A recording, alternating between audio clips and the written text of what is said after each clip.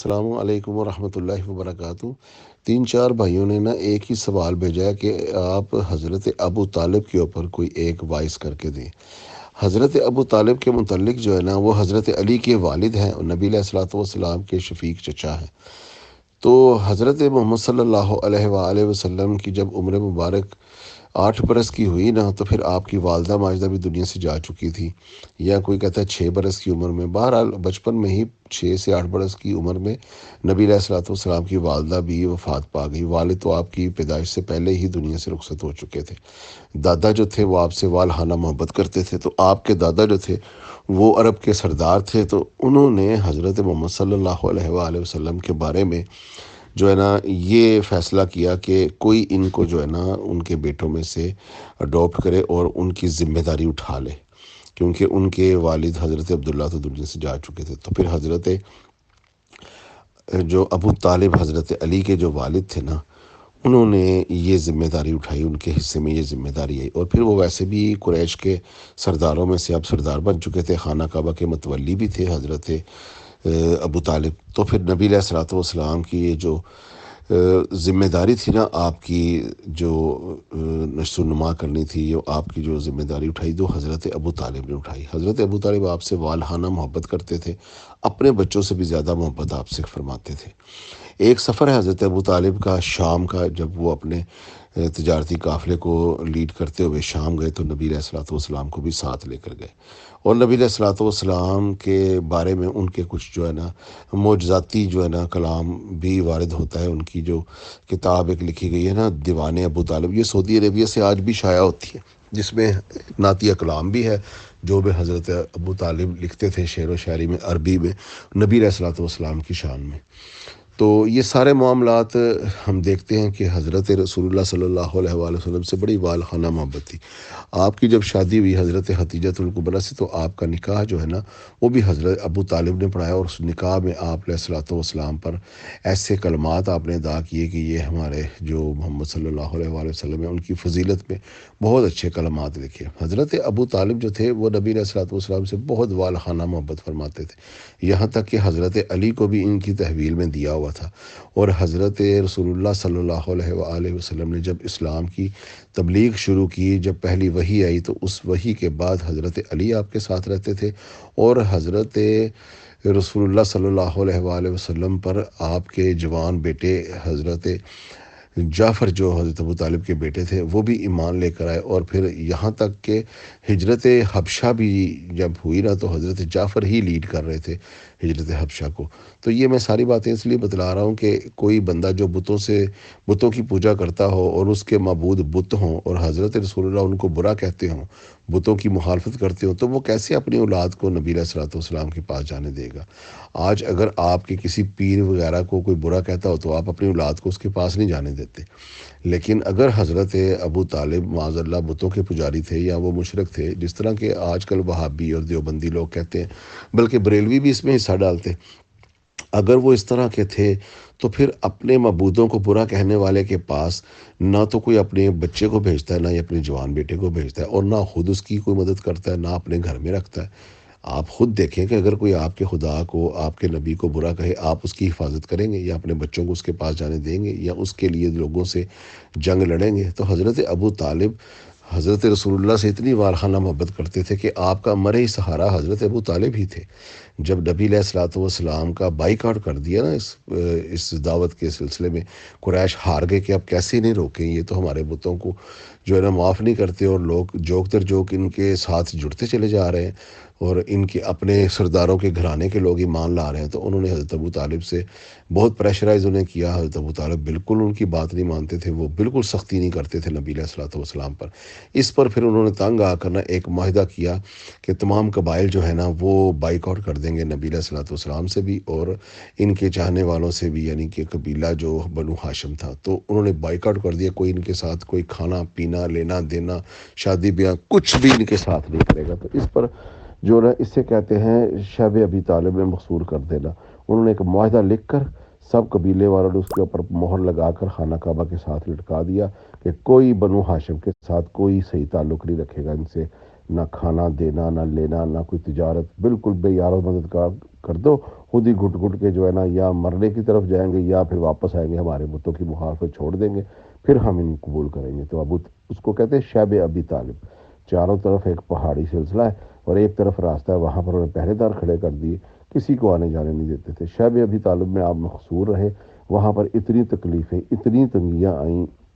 یہ ہاشمیوں کے اوپر۔ اگر حضرت ابو طالب مسلمان نہیں تھے، اللہ کے نبی کی دعوت کو آن نہیں کرتے تھے، بتوں کی مخالفت وہ نہیں کرتے تھے، تو پھر انہیں کیا ضرورت تھی کہ شیب ابی طالب میں حضرت ابو طالب کے ساتھ بھی بائیکاٹ کرنے کی؟ تو یہ ثبوت ہے کہ حضرت ابو طالب، ان بیوقوفوں کو اتنا بھی نہیں پتہ، خود کہتے ہیں شیب ابی طالب میں مقصور کیا، بند کیا، سزا کے طور پر بائیکاٹ کیا ابو طالب، حضرت عقیل، حضرت جعفر، حضرت علی، حضرت رسول اللہ صلی اللہ علیہ وآلہ وسلم اور آپ کی زوجہ حضرت ختیجۃ الکبریٰ، ان لوگوں کے ساتھ مقصور کیا ہوا تھا، اور قبیلہ بنو ہاشم کو۔ تو یہ اسی اسنا میں جو ہے نا ان پر ظلم ہوتے، ان پر زمین تنگ کر دی گئی، کبھی کبھار کبھی کوئی نبی علیہ الصلوۃ والسلام سے محبت کرنے والا یا حضرت ابو طالب کا کوئی چاہنے والا رات کے اندھیرے میں حضرت علی کو بھیجتے، کچھ پیسے دے کر، کچھ جو کچھ گندم وغیرہ خرید کے اپنا گزر اوقات کرتے۔ انہی تنگیوں سے تنگ آ کر حضرت ختیجۃ الکبریٰ رضی اللہ تعالی عنہا وہ وفات پا گئی، اور اسی سال پھر جو ہے نا اللہ تعالیٰ نے وہ جو لکھا ہوا معاہدہ تھا نا، اس کو جو ہے نا وہ ضائع کر دیا گیا، اس کو جو وہ گرنے لگ گیا اور وہ ختم ہو گیا، تو پھر وہ معاہدہ ہی ضائع ہو گیا، تو پھر یہ شیب ابی طالب سے باہر آیا، اور اسی اسلام میں اسی سال میں حضرت ابو طالب جو ہے نا ان کی بھی وفات ہوئی۔ اللہ کے نبی نے اس سال کو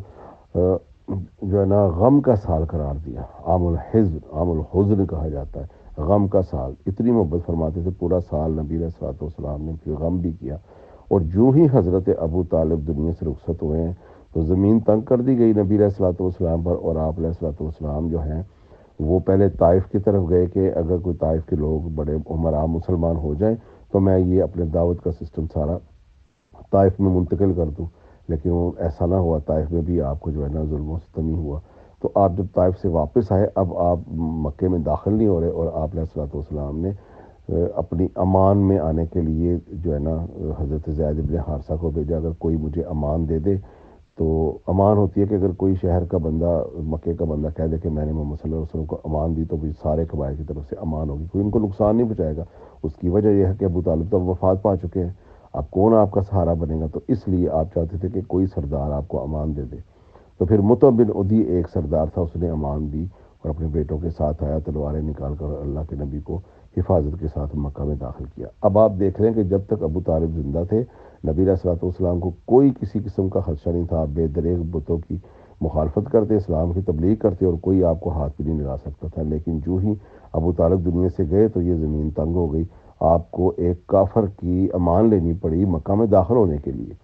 پھر آپ علیہ الصلوۃ والسلام نے جو ہے نا وہاں پر رہنا شروع کیا، تو انہوں نے کہا اب ان کو قتل کر دیں۔ تمام قبائل نے مل کر حملہ کرنے کا پروگرام بنایا کہ تاکہ تمام قبائل مل کر جب قتل کریں تو بنی ہاشم کسی سے بدلہ نہیں لے سکیں گے، تو ہم خون بہا ادا کر دیں گے، اور محمد صلی اللہ علیہ وآلہ وسلم کو ہم معاذ اللہ قتل کر دیتے ہیں۔ یہ ہے سختیاں اب ابو طالب جب دنیا میں نہیں رہے، جن کو یہ لوگ کافر کافر کہتے ہیں۔ حضرت ابو طالب نے ایک قدم بھی اپنی پوری زندگی نبی علیہ الصلوۃ والسلام کی مخالفت میں نہیں اٹھایا۔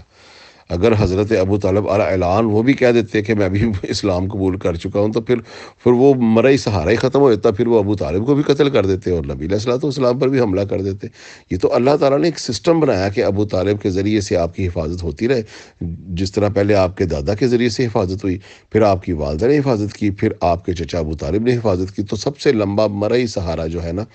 یہ حضرت ابو طالب کے حصے میں۔ اور اللہ تعالیٰ نے بھی قرآن پاک میں آپ علیہ الصلوۃ والسلام کی شان میں جو فکرے ادا کیے، سورہ دہا میں اللہ تعالیٰ نے خود فرمایا الم یجد کا یتیما فآویٰ، جب ہم نے آپ کو یتیم پایا تو سہارا فراہم کیا۔ اللہ کیا کسی مشرک کا سہارا نبی کو دے گا؟ مشرک کا کھانا کھلائے گا، مشرک کے بستر میں سلائے گا، مشرک تو نجس ہے، لا یقرب المسجد الحرام، مشرک کے بارے میں تو یہ کہا گیا۔ تو نبی جو ہے کوئی نجس کھانا تو نہیں کھاتے، نجس کے ہاں تو نہیں سوتے، نجس کے گھر میں تو نہیں رہتے۔ تو حضرت ابو طالب کا سہارا جو مرئی سہارا ہے نا، وہ اللہ نے قرآن میں بھی فرما دیا الم یجد کا یتیما فآویٰ، اے نبی جب ہم نے آپ کو یتیم پایا تو سہارا فراہم کیا۔ وہ سہارا سب سے طویل جو ہے حضرت ابو طالب کا ہے۔ بہرحال جب حضرت ابو طالب جو ہے نا علیہ السلام اس دنیا سے چلے گئے تو نبی علیہ الصلوۃ والسلام کو پھر ہجرت کرنی پڑی، آپ کو پھر مکہ چھوڑ دینا پڑا۔ تو حضرت ابو طالب کے یہ ایسے ایسے آپ کے ساتھ تعلقات ہیں، اس پہ جو جب حضرت ابو طالب مقصور تھے، باقاعدہ وہاں پر حضرت ابو طالب نے شب ابی طالب میں ایک نعتیہ کلام بھی آپ کے اوپر لکھا، اور اتنا زبردست وہ نعتیہ کلام ہے، وہ تو آج بھی سعودی عربیہ میں ملتا ہے، عربی اس کے اشعار ہیں، اس کے ترجمے بھی اب آ گئے ہیں، کہ جب وہ کہتے تھے نبی علیہ الصلوۃ والسلام سے، ابو طالب سے، کہ ہمیں یہ نبی علیہ الصلوۃ والسلام محمد ہمارے حوالے کر دو، تو ابو طالب نے اس پر یہ شعر کہا کرتے تھے، ابھی تلواریں نہیں چلی اور یہ کہتے ہیں محمد ہمارے حوالے کر دو، ابھی ہمارے سر ہمارے جسموں پر لگے ہوئے ہیں اور یہ کہتے ہیں محمد ہمارے حوالے کر دو، ابھی ہمارے بچے ان کے غلام نہیں ہوئے اور ہماری بیویاں ان کی کنیزیں نہیں بنی، جب یہ سارے کام ہو جائیں گے، یعنی کہ جب ہمارے سر جو ہے ہمارے جسم سے الگ ہو جائیں، ہمارے بچے تمہارے غلام بن جائیں، ہماری بیویاں تمہاری کنیزیں بن جائیں، تب محمد تم لے جا سکتے ہو ہم سے۔ یہ وہ محمد ہے جن کی چہرہ مبارک دکھا کر ہم اللہ سے بارش طلب کرتے ہیں، کیسے ہم محمد تمہارے حوالے کر دیں؟ ایسی شخصیت اور ایسے اشعار لکھنے والا نبی علیہ الصلوۃ والسلام کی بارے میں نعتیں لکھنے والا آپ آج دنیا پر کہتے ہیں کہ جی وہ کافر تھے؟ یہ صرف کافر اس لیے کہتے ہیں، جب معاویہ بن سفیان نے حضرت علی سے جنگ کی، یزید کے ابے نے، تو انہوں نے یہ دیکھا کہ جب انہوں نے حکومت تو لے لی، اب دنیا پریشان تھی کہ ایک کافر ان کے آباء و اجداد تھے نبی کے ساتھ جنگ کرنے والے، آج ان کے پاس حکومتیں آ گئی ہیں اور آل رسول جو ہے وہ محکوم بیٹھے ہیں، تو پھر انہوں نے یہ بندے مقرر کیے کہ پھر علی کے ساتھ جنگ کر کے ہم نے حکومت چھینی ہے، تو یہ مشہور کراؤ علی کا باپ بھی کافر تھا معاذ اللہ۔ اب ہم حضرت ابو طالب پر ہی کیوں گفتگو کریں؟ اہل سنت کے ہاں کتابوں میں مسلم شریف اٹھا لیں، وہاں پر تو نبی کے والدین کو بھی کافر کہا گیا ہے۔ وہ ہر روایت نہیں لے کر آتے کہ ایک صحابی نے آ کر پوچھا، نہ ابھی کہ اللہ کے نبی سے پوچھا کہ میرا باپ کہاں ہے، تو اس کا باپ مشرک مرا تھا، تو اللہ کے نبی نے فرمایا فی النار، کہ تیرا باپ تو جہنم میں ہے، کیونکہ وہ مشرک مرا تھا۔ تو وہ افسردہ جا رہا تھا، تو اللہ کے نبی نے واپس بلایا، انہوں نے اس طرح کی روایت بنائی ہوئی ہے، ان ابا کا و ابی فی النار، کہ میرا باپ اور تیرا باپ دونوں ہی جہنم میں ہے۔ اور یہ اہل سنت کی عقیدے کی کتاب میں لکھا ہوا ہے کہ حضرت بی بی آمنہ بھی جہنم میں ہے، اور حضرت جو ہے نا رسول اللہ کے والد بھی جہنم میں۔ یہ ان کا یہ غلیظ عقیدہ ہے یزیدیوں کا، معاویہ پرست ٹولے کا اور وابیوں کا، اور اہل سنت بھی اس میں شامل ہی ہیں۔ وہ کہتے ہیں کہ نبی کے والدین کافر تھے، دیوبندی بھی کہتے ہیں دادا، ماں، باپ اور چچا یہ چاروں ہی کافر تھے اور جہنمی ہیں۔ یہ اس حد تک گر گئے ہیں، تو لہٰذا اس معاملے میں اگر کوئی صاف ہے نا، تو وہ ہمیں کہنا پڑتا ہے جو سچ، وہ سچ یہی ہے کہ اہل تشیع اس معاملے میں بالکل صاف ہیں، وہ نہیں مانتے کہ نبی کے والدین یا نبی کے چچا یا آپ کے دادا وہ بالکل مسلمان تھے، وہ انہیں کافر نہیں مانتے، موحد مانتے ہیں۔ تو لہٰذا ابو طالب کے بارے میں یہ جس طرح کے بھی معاملات کرتے ہیں نا، بالکل یہ جھوٹ ہیں۔ ابو طالب اسلام کے محسن تھے، نبی علیہ الصلوۃ والسلام کے محب تھے۔ اب روایتیں آ جانے کا مطلب یہ نہیں ہوتا اسے منو انہیں قبول بھی کیا جائے، روایتیں تو ایسی ایسی پڑھی ہوئی ہیں کہ معاویہ کے بارے میں جب اس طرح کی روایتیں آتی ہیں کوئی نہیں مانتا، اس کی قتل و غارت گری، اس کی منافقت تک کی روایتیں آئی ہیں نسائی شریف میں حضرت ابن عباس سے، تو وہ لوگ نہیں مانتے۔ نبی نے بد دعا دی، اس کی بھی تعویل کر دیں گے۔ علی علیہ السلام نے معاویہ کے ساتھ قتال کیا، اس کی بھی تعویل کر دیں گے۔ قنوت نازلہ پڑھی، اس کی بھی تعویل کر دیں گے۔ لیکن جب معاملہ حضرت ابو طالب کا ہے، جنہوں نے ایک قدم اپنی زندگی میں نبی علیہ الصلوۃ والسلام کی مخالفت میں نہیں اٹھایا، وہ جب نبی علیہ الصلوۃ والسلام نے فتح مکہ کیا اور جب واپس آئی، صحیح سند کے ساتھ روایت موجود ہے، اللہ کے نبی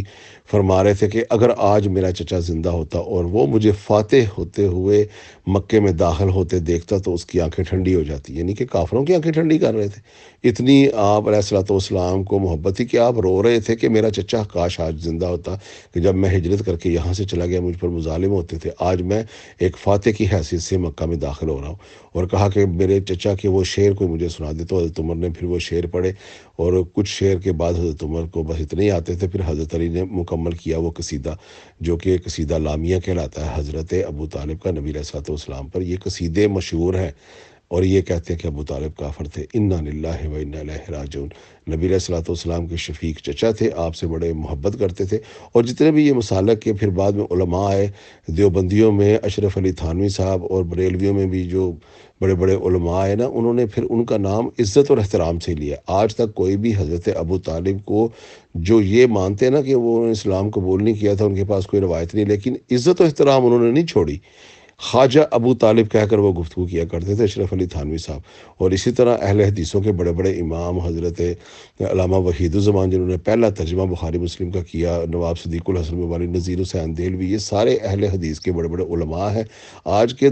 یہ وابیوں کو چھوڑیں، یہ جو پرانے ہمارے اہل حدیث کے سلف صالحین ہیں، یہ تو خواجہ ابو طالب کہا کرتے تھے، ان کی بڑی عزت کیا کرتے تھے۔ کبھی کسی محدث محقق مورخ نے، کبھی کسی ادلہ اربعہ میں سے کسی نے کوئی گالی گلوچ نہیں کی، کوئی ان کا نام ادب سے ہی لیا ابو طالب کا۔ تو لہٰذا اہل تشیع کے ہاں تو وہ ان کے امام بھی ہیں، وہ سب کچھ ہے۔ اب ایک بات ہے کہ یہ جو لوگ کہتے ہیں نا کہ دوسروں کے مقدسات کو برا نہ کہو، یہ بات جب ابو طالب کے بارے میں کرتے ہیں تو بھی اہل تشیع کے ہاں تو ان کی بڑی تعظیم ہے، وہ تو انہیں اپنا امام مانتے ہیں۔ تو جب یہ لوگ بات کوئی چل رہی ہوتی ہے، وہ دیکھو جی نبی اپنے چاچے کو مسلمان نہیں کر سکے، وہ جہنم میں ان کا جو ہے نا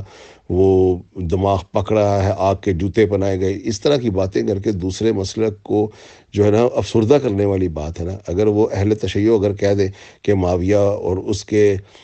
باپ کا تابوت آگ میں ہے، جو اس کے اپنے نواسے نے روایت کی ہوئی ہے، تب ان لوگوں کو اچھا نہیں لگتا۔ یزید کو برا کہیں تو ان کو اچھا نہیں لگتا، لیکن نبی علیہ الصلوۃ والسلام کے شفیق چچا اور آپ علیہ الصلوۃ والسلام پر رحمت کرنے والے اور آپ علیہ الصلوۃ والسلام پر محبت کرنے والے ایک چچا کے بارے میں یہ اس طرح کے الفاظ ادا کرتے، انہیں چاہیے کہ اللہ سے ڈرے اور یہ خاموشی اختیار کریں۔ نبی علیہ الصلوۃ والسلام کے سامنے حضرت رسول اللہ نے فرمایا کہ ابو لہب جو ہے، جس کو قرآن نے بھی بالکل کہا ہاتھ ٹوٹ جائے ابو لہب کے، اس کے بیٹے کے سامنے جب کوئی صحابی یہ کہتا تھا، اس کے بیٹے کو دکھ ہوتا تھا، اکرمہ کو، تو اللہ کے نبی کہتے تھے کہ اس کے بیٹے کے سامنے اس کے ابو لہب کو برا اس طرح نہ کہو، اس کو دکھ ہوتا ہے تو اس کا حیا کر لو کیونکہ وہ مسلمان ہے۔ تو حضرت علی کا حیا نہیں آتا، نبی کا حیا نہیں آتا، حسن و حسین کا حیا نہیں آتا کہ یہ آج کے وہابی دیوبندی ممبروں پر بیٹھ کر ابو طالب کو اس طرح برے الفاظ سے یاد کرتے ہیں۔ اور ہمارے گروپوں میں جو مناظر آتے ہیں، ان کے ساتھ کوئی بھی بات ہو، معاویہ کے غلط کام کو غلط کہیں تو وہ ابو طالب کو گالیاں نکالنے لگ جاتے ہیں۔ یہ کلچر کہاں سے آ گیا اسلام میں اور اہل سنت میں؟ حضرت ابو طالب کو تو اہل سنت کے بڑے بڑے علماء نے، فقہاء نے بڑا عزت اور احترام کے ساتھ ان کا تمیز سے نام لیا۔ کبھی کسی نے آج تک ایک بندہ کوئی یہ چیز ثابت نہیں کر سکتا کہ اسلام کی مخالفت میں ایک قدم بھی اٹھایا ہو حضرت ابو طالب نے۔ الٹا انہوں نے اسلام کی خاطر خرچ کیا، اسلام اپنے گھر میں ہی انہوں نے تبلیغ شروع کروائی۔ پہلا خطبہ جو اسلام کا دیا نبی علیہ الصلوۃ والسلام نے، جس پر قریش کو بلایا اور 3 دن کھانا کھلاتے رہے اور وہ بات سنتے نہیں تھے، چلے جاتے تھے، وہ کھانا اور وہ دعوت بھی حضرت ابو طالب نے شروع کروائی۔ اور حضرت ابو طالب تو اسلام کی تبلیغ میں اپنا خرچ بھی کیا، مال بھی خرچ کیا اور اپنے بچوں کی قربانیاں بھی دیں۔ اللہ کے نبی کی پرورش بھی کی ابو طالب نے اور علی کی پرورش بھی کی ابو طالب نے۔ 2 بچوں کی پرورش کی ابو طالب نے اور دونوں ہی اس دنیا میں دیکھ لیں، ایک کا نام محمد رسول اللہ اور دوسرا علی ابن ابی طالب۔ تو ایسی عظیم اسلام کے محسن کو گالیاں دیتے ہوئے ان کو شرم کرنی چاہیے۔ ہمارے نزدیک تو ابو طالب الحمدللہ علیہ السلام ہے، اللہ تعالیٰ ان کی قبر کو نور سے بھر دے، اور یہی اہل سنت کا جو ہے نا متفقہ علیہ عقیدہ ہونا چاہیے کہ ابو طالب کی عزت ضرور کریں، چاہے ان کے اسلام کے قائل ہوں یا نہ ہوں۔ تو ٹی وی کے اوپر بھی ایک شو میں کسی نے پوچھا یہ ابو طالب کو برا کیوں کہتے ہیں لوگ؟ تو اس عالم دین نے 2 ہی لفظ کہے، اس نے کہا علی کا باپ تھا اس لیے برا کہتے ہیں۔ تو علی کی دشمن دنیا ہو گئی، تو علی کے چاہنے والوں کے خلاف انہوں نے کریک ڈاؤن کیا، تو سب سے پہلے ابو طالب کو گالیاں نکال کر اپنے دل کو تسکین پہنچاتے ہیں۔ ہم انہیں کہتے ہیں ناصبی۔ السلام علیکم ورحمۃ اللہ۔